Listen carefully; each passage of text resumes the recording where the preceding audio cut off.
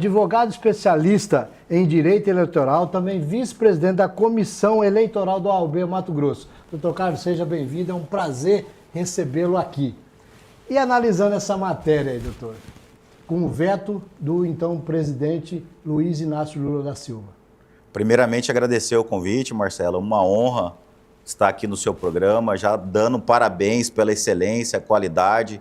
Eu que assisto você aos sábados, então fico feliz de estar hoje aqui, de vez do lado de lá, no sofá, aqui junto contigo, para quem está nos assistindo. É um veto ainda do PDL que o Congresso colocou por questões do censo demográfico de 2022. A Constituição Federal, no artigo 45, ela tem a questão da distribuição das cadeiras de representatividade por estado. Então, como houve alguns estados que aumentaram a população e outros estados que diminuíram, então tem que haver uma redistribuição nas cadeiras de representatividade no Congresso, principalmente na Câmara Federal. Então, como o Mato Grosso aumentou a população, Santa Catarina, Goiás, e teve alguns estados que diminuíram, essa proporcionalidade dos 513 deputados que tem na Câmara Federal hoje, elas serão distribuídas. Então, o PDL ele vem para regulamentar essa questão. Mas como teve alguns estados que iam perder vagas de deputado federal, no Mato Grosso, pelo nosso aumento de população, Marcelo, a gente já tem população para aumentar mais uma cadeira, então de 8 a gente passaria para 9 cadeiras na representação da bancada federal em Brasília. Então teve essa mudança no PDL, que é um projeto de decreto legislativo, aumentando a quantidade de cadeiras de 513 para 538, como bem explicado no programa de vocês, na reportagem de vocês. Então, essa manobra que a Câmara teve foi para que nenhum estado perdesse deputados e aumentaram. Em contrapartida, os estados que já iriam ganhar um, como é o caso de Mato Grosso, nós iríamos passar para mais 2 cadeiras. Aí Mato Grosso terá 10 representantes na Câmara Federal e não mais 8. Mas o que acontece? Esse PDL, ele foi aprovado na Câmara, foi para o Senado. O Senado aprovou até por uma questão fiscal, que tudo bem, vocês vão aumentar a quantidade de cadeira, mas o orçamento continua o mesmo. Então o Senado também aprovou, mas como teve alteração, voltou para a Câmara. Numa votação, Marcelo, bem conturbada até, que foi no mesmo dia que teve a derrubada da mensagem do governo sobre a questão do aumento do IOF.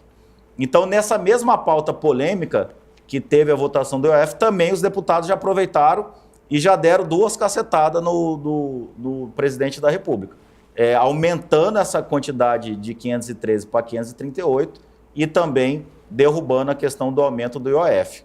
Isso voltou para o presidente para sanção ou veto, e o presidente Lula ele vetou esse aumento, principalmente pela questão fiscal, pela insegurança política, porque na regra eleitoral toda alteração, no mínimo, ela tem que ter 1 ano antes da eleição. Ou seja, essa votação ainda não aconteceu no Congresso, mas o Congresso tem que derrubar esse veto, e para derrubar esse veto é uma votação expressiva, que tem que ser a maioria absoluta, né?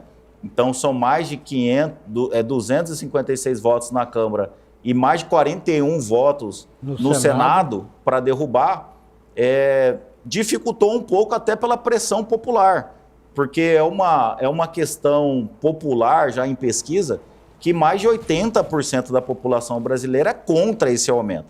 E o presidente, no momento político ruim, é claro que não ia assumir um desgaste político como esse e vetou. E cabe o Congresso agora, então, fazer a votação pela derrubada ou pela manutenção do veto. E aí nós temos até 6 de outubro deste ano para que o Congresso tome essa decisão. Se passar o veto, começa a valer já para 2026 essa nova regra, que Mato Grosso será imediatamente pactado com mais 2 cadeiras, que reflete na Assembleia Legislativa com mais 6 cadeiras. Por quê? A cada uma cadeira de deputado federal, a Assembleia Legislativa ela pode ter mais 3 cadeiras nossas na representação. A Assembleia de Mato Grosso passaria, então, de 24 para 30. Mas lembrando que uma cadeira de deputado federal com mais 3 na Assembleia Legislativa, isso daí Mato Grosso já tem o direito adquirido por conta do aumento populacional. Na sua opinião, eles estão preocupados com esse 1 bilhão ao ano ou estão preocupados com se articular politicamente? Haja vista que a maioria do Congresso Federal tem estados lá que vão diminuir, então eles estão preocupados em diminuir. Então vamos deixar quieto, pelo menos não vai aumentar, mas também não vai diminuir. Não é verdade isso? Esse foi um arranjo para quem faz as regras são eles, né, Marcelo? Sim. Então a própria Câmara, ela para não ter que diminuir e alguns estados perderem representatividade, tomaram essa decisão. Ao meu ver, no momento inoportuno, né, o Brasil aumentar a quantidade de gastos, hoje que a população toda quer uma diminuição da máquina, né? A própria oposição do próprio presidente briga por isso, de um enxugamento da máquina para a questão do equilíbrio fiscal das contas do governo.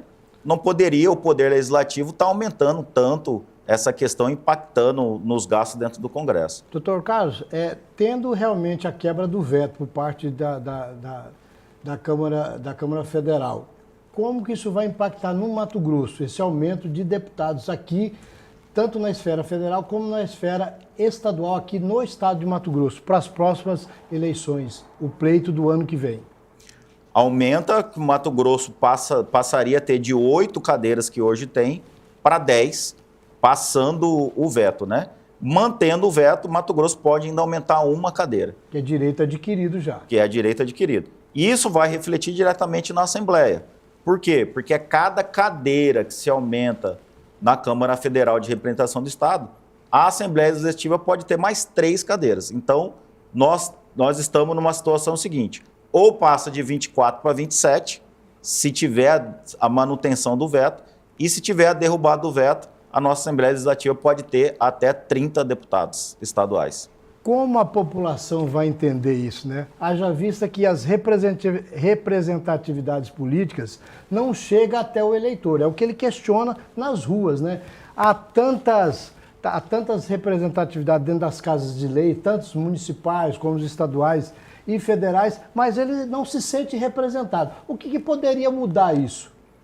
É uma discussão até interessante, Marcelo, no seguinte sentido. Para Mato Grosso, que hoje tem uma bancada pequena, por conta que nossa população é uma população, um estado grande territorialmente, mas uma população pequena. Eleitoralmente, o nosso estado tem pouca representatividade em Brasília.